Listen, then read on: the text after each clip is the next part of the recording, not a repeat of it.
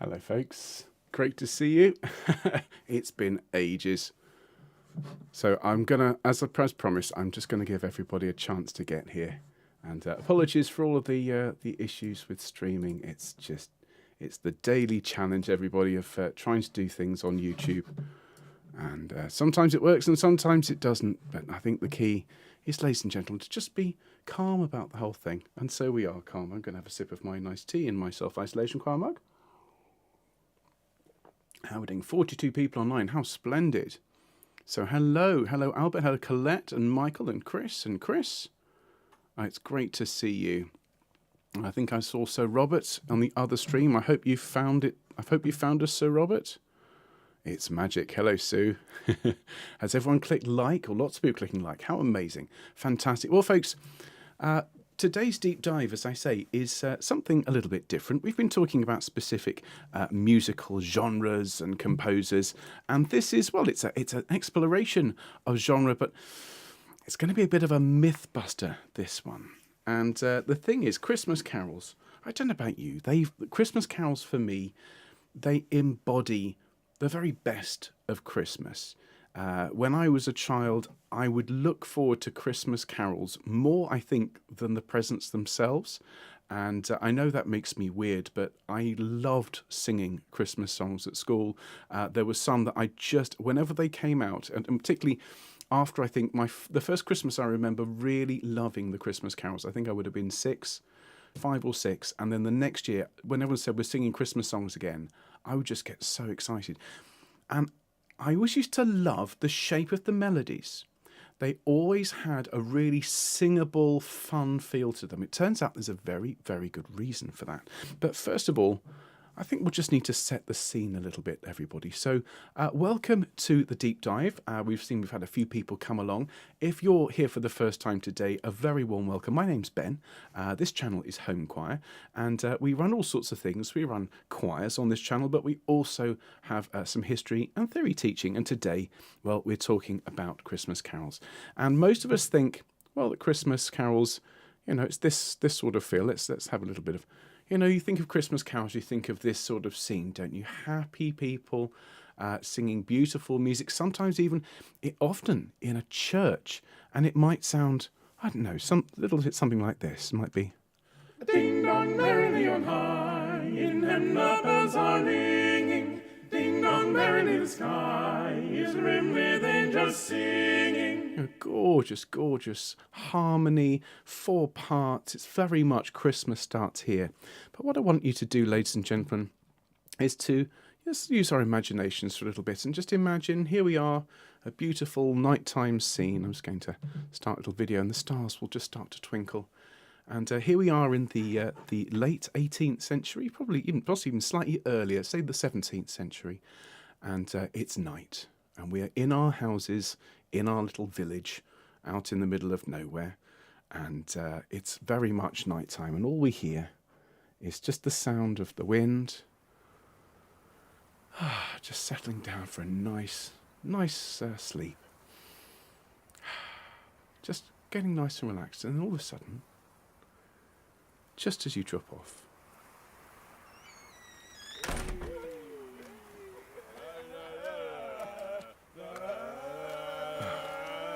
the pub's kicked out.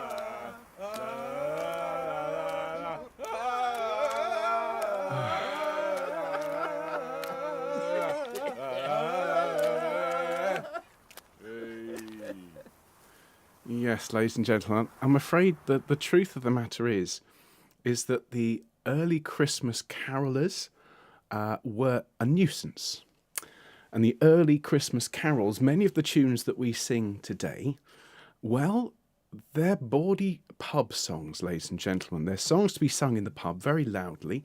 And in fact, the word carol, well, the meaning of it may surprise you. But before we talk in any more detail about that, let me introduce you to a very, very important person. If you've ever been to a Christmas carol service, well, you owe this next gentleman a vote of thanks. This gentleman's name is Edward White Benson. And there he is in all his glory.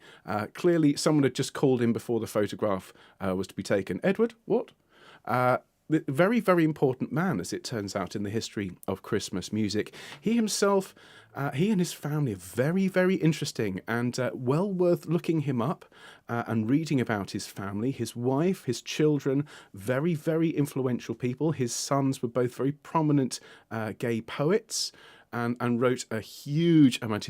One of his sons, wrote a 4 million word diary, and a lot of their texts have been, have had huge influence on contemporary writing, contemporary thought.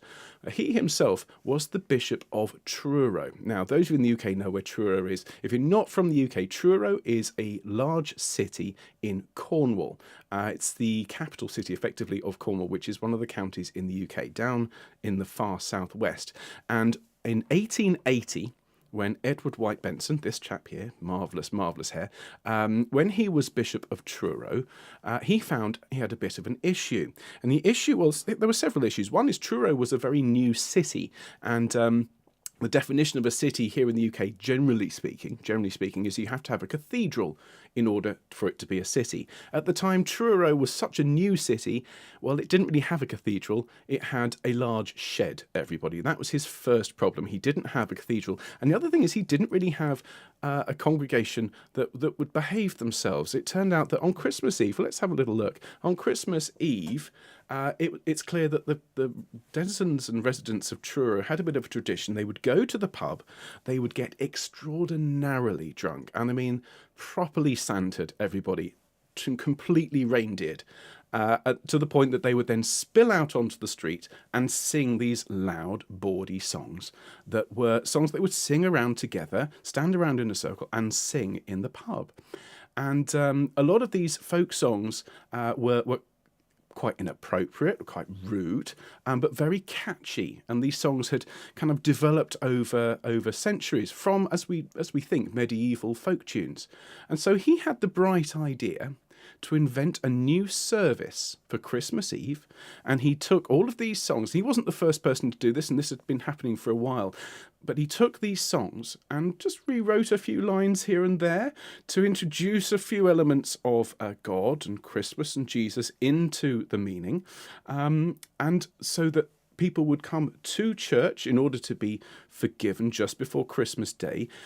And he used the music that they were looking forward to singing to lure them in. So rather than going to the pub and getting horribly drunk, as I say, completely and utterly reindeered, instead you'd go to the cathedral and you would sing the same songs, except it would have a holy tint to it, and you could leave having had a sip of wine and a wafer and forgiveness, and the streets would be considerably quieter. So that's the origin, ladies and gentlemen, of the modern carol service. In case you're wondering, this if I just drag this picture across, here's a picture of Truro Cathedral today, a magnificent Gothic building. Well, as I say, in 1880 it didn't exist. It was commissioned and planned in 1880, and that building was finished and completed and consecrated in 1910, everybody. So it looks like a cathedral from the 15th, 16th century. It was constructed after the great cathedrals of the southwest in 1910. There you go. So, well, that's fascinating. But the carol service itself is one thing, but what about the carols themselves? So what is a carol? Well, carol, the actual word itself, comes, it seems, from the ancient Greek word choros, to mean to dance in a circle. And that's what these things were, caroling, carousing. People would go to the pub and would drink and would sing these, frankly, great fun songs. And when we heard those carol singers a moment ago loudly sing, Lord, if you sing these beautiful, beautiful melodies that we all enjoy so much, but if you add the extra element of a drunken crowd, you can absolutely hear why people enjoy singing them after they've had a skinful or two. So that's really the origins of carols. Are these medieval folk songs that are almost exclusively secular, and as we'll see, some of them are downright inappropriate. But let's dive in here. Here's a little diving in. Here we go. Time for the deep dive, everybody. So, as I've said, the origins of these carol tunes we think are medieval or pagan, and most are about carousing and general debauchery, drinking lots of wine, and really they're solstice songs. They're songs from the end of the year, and many of them are about nature, many of them are about completely unrelated aspects. I mean, for example, let's take the song I Saw Three Ships Come Sailing In on Christmas Day, on Christmas Day. Let's just have a listen to the very opening of this. We all know this one. I saw three ships come sailing in on Christmas Day, on Christmas Day. Lovely, lovely carol. The question I have to ask you, ladies and gentlemen, is where did you see these ships? I mean, if we're talking about Bethlehem, and it does go on to say, and they sailed into Bethlehem. Bethlehem is landlocked, ladies and gentlemen. And what are these three ships? Well, it turns out that this carol has nothing whatsoever to do with Christmas. Here are the original words. I saw three ships come sailing by on New Year's Day in the morning. And if you read on, three pretty girls were in them then, were in them then, were in them then. Three pretty girls were in them then on New Year's Day in the morning. Then if you transplant this lovely tune from King's College, Cambridge, into the King's Arms next door, and one could whistle and one could sing and one could play on the violin, such joy there was at my wedding on New Year's Day in the morning. Suddenly you can hear toes tapping, you can hear fiddles, you can hear lots and lots of happy carousing and caroling. So there, ladies and gentlemen, is an example of a song that has nothing whatsoever to do with Christmas that you will hear in a Christmas carol service. Let's carry on. The Holly and the Ivy. The holly and the ivy, when they are both full grown, of all the trees that are in the wood, the holly bears the crown. Originally, this was a solstice song, had nothing whatsoever to do with Christmas. The verses about as red as any blood and Mary bore sweet Jesus Christ to do poor sinners good and so on, these were all added in the 19th century to make this song appropriate and acceptable to sing in church, but it started out as a song celebrating nature and the solstice. And on we go. Jingle Bells. Well, Jingle Bells is a good one, everybody. Because Jingle Bells is one of those songs that has absolutely no mention of Christmas in it whatsoever. It sounds very, very Christmassy because of the association with sleigh riding and jingle bells and so on. But a lot of this is that combination of the solstice, of Christmas, and in the case of Jingle Bells, it's a Thanksgiving song. It's all about eating and drinking and being thankful and going out for a sleigh ride in the snow with your family. The second verse, which goes, now the ground is white, go it while you're young. Take the girls tonight and sing this sleighing song. Just get a bobtail bay, 240 for his speed. Then hitch into an open sleigh and crack, you'll take the lead. I mean, you don't hear those words performed at Christmas time. That's because it's not a Christmas song. We sing it at Christmas time, we associate it with this time of year, but it's just a bit of a holdover from Thanksgiving. And what's the most important thing about all these songs? What unites them? They're really, really good tunes. They're great fun to sing. They lift our spirits. And there is this tradition going back thousands of years at this time of year, particularly those of us for whom the sun is disappearing gradually as the days go by. We gather round the fire, we eat, we drink, we wrap up for warmth, and we sing happy songs. And so Jingle Bells, I'm sorry, if you like it at Christmas time, well, it's not a Christmas song. Let's have a look at just one more. Actually, we've got a couple more, I think. So this one is Hark the Herald Angels Sing, and I absolutely love this particular story. So if you know Hark the Herald Angels Sing, if you've been singing Self-Isolation Choir, we've been singing it. It's words by Charles Wesley, the great Dr. Wesley, and music by Felix Mendelssohn. Easy. It's there on the score, isn't it? Now, what you might not know is the original words that Wesley wrote were, "Hark, how all the welkin rings, glory to the King of Kings." And I have to say, when I discovered this, I thought, well, first of all, that's fascinating. Secondly, what on earth is a welkin? Well, it turns out, ladies and gentlemen, the welkin is the firmament above you. And used in context, the crowd cheered and the welkin did ring with their sound. It is that immediate space of air and sound that when a crowd cheers, you get that sort of feedback of sound. The welkin is that space above. And it's a lovely, lovely, lovely bit of writing. And if we kept it, it would sound like this. Hark how o'er the welkin rings, glory to the King of Kings. So I think it's actually really rather nice. The thing is, welkin even then was not a word that was used very much. I have to say, though, having rediscovered this, I shall be using it a lot more. But the words themselves were rewritten about 20 years later by the Reverend George Whitefield, and they now say, "Hark the herald angels sing, glory to the King of Kings." Interestingly, Dr. Wesley did not approve of this change at all, and in fact wrote quite an angry letter to the newspapers about this change. It turns out that as a traditional literal interpreter of the Bible, he took great exception at the fact that the angels were being said to sing, because actually the Bible states quite clearly that the angels say the news to the shepherds. They don't sing it. And Dr. Wesley wrote, "I am not prepared to be held responsible for any of the doggerels or picadillos of man." Having said that, well, he is. If you look on the score, it says words by Dr. Wesley. So that's the first thing to say. The second thing to point out about Hark the Herald Angels Sing is this lovely... Actually, just put it back in the right key.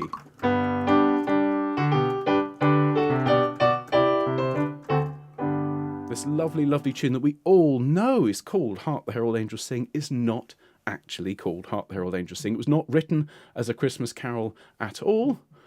It was actually written about Gutenberg, the gentleman who invented movable type. And this piece was written for the 400th anniversary of Gutenberg's birth.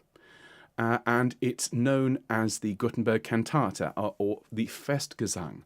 Now, you can hear the whole thing. It's on YouTube. I can't play it because the recording I've got is copyright, but it's well worth listening. And in the middle, well, you'll recognise it. There is that tune, but it's all singing about the praises of a man and of his achievements, and about how if we hadn't had this invention, mankind would be diminished, and so on. A real celebration of a human's achievement.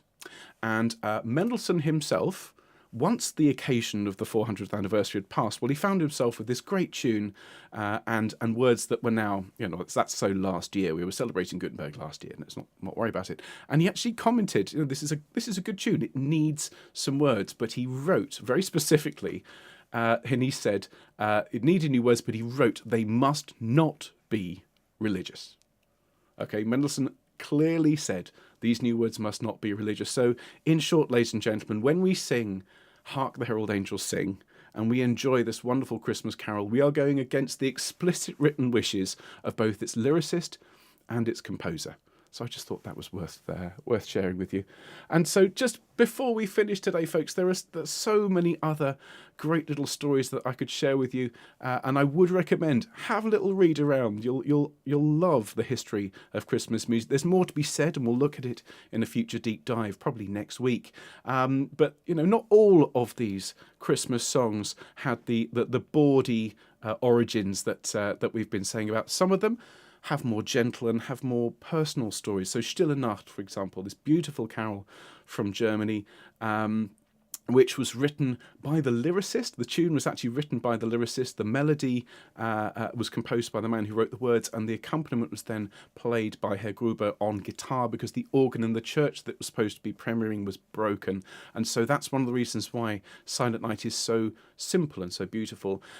And I just want to say to those of you from Germany who shudder every time we sing Silent Night or Stille Nacht in English, I really do understand the sound of Stille Nacht. Those words, just the sounds all flow so beautifully. Silent Night, it stops in the middle. Stille Nacht is such a lovely combination of sounds. So I do empathise. And the other thing to say is so many carols that we enjoy here in the UK that a lot of people would say, oh, that's a very traditional English carol. Well, they're not at all. Away in a Manger, Little Town of Bethlehem, We Three Kings, these are all American tunes, they're all American carols. Many of our songs come from the Netherlands, they come from France. One of the melodies of Away in a Manger is a French tune, is a Flemish tune. Having said all that, though, many of them are definitely drinking songs. If we look at Past 3 o'clock, for example, past 3 o'clock, and a cold frosty morning, past 3 o'clock, good morrow, masters all. That's all about walking through town, waking everybody up with your singing. Ding Dong Merrily on High, we've already established, is a fairly bawdy carol. God Rest You Merry Gentlemen started out as a bawdy carol. Good King Wenceslas, I'll tell you about Good King Wenceslas another time. That's a fantastic story full of murder, intrigue and assassination, and no pages to be found. But perhaps the worst offender in all of the Christmas songs, ladies and gentlemen, is We Wish You a Merry Christmas. It's come to mean everything. It's the way that you finish a Christmas performance. When the last carol has been sung, the choir all come to the front, and then a cappella, someone gives a note and everyone sings in unison, we wish you a Merry Christmas, we wish you a Merry, and so on.